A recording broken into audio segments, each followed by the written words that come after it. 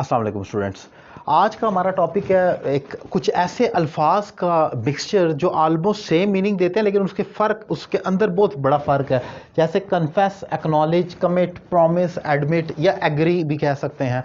ये वो अल्फाज हैं जो बज़ाहिर सेम लगते हैं, मीनिंग में इनके फ़र्क है थोड़ा थोड़ा सा।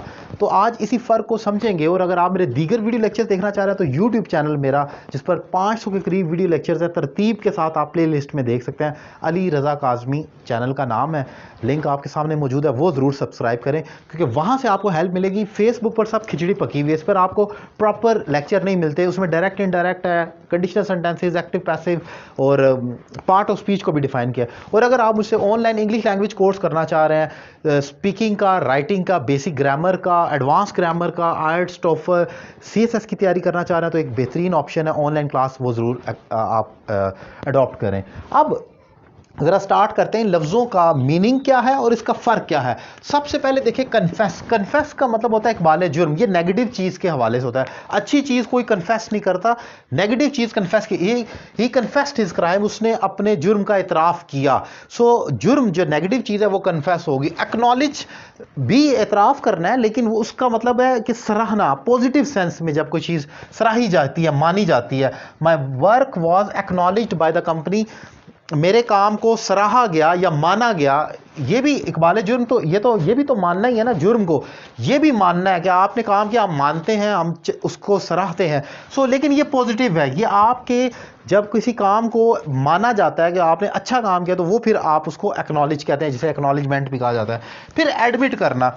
एडमिट करने का मतलब भी तस्लीम करना है। वो ज़रूरी नहीं होता कि वो पॉजिटिव है या नेगेटिव। आपने कोई भी काम किया, आप उसे एडमिट करते हैं। I admit my this work. So basically I admit, और एडमिट का मतलब एक दाखिल करना भी होता है। जैसे he was admitted in the hospital. Admit positive और नेगेटिव दोनों में आप बगैर डरे आप एडमिट करते हैं कि ये मेरा काम है। सो या दाखिल करना, वहाँ पर भी एडमिट हो सकता है। कमिट, जैसे कमिटमेंट होता है या कमिटेड कहा जाता है, फलाना बंदा कमिटेड है। ये एक रस्मी वादा है, फॉर्मल, मतलब एक प्रॉपर डॉक्यूमेंटेशन की फॉर्म में तो नहीं कह सकते, लेकिन ज़रा फॉर्मल किस्म की कमिटमेंट होती है।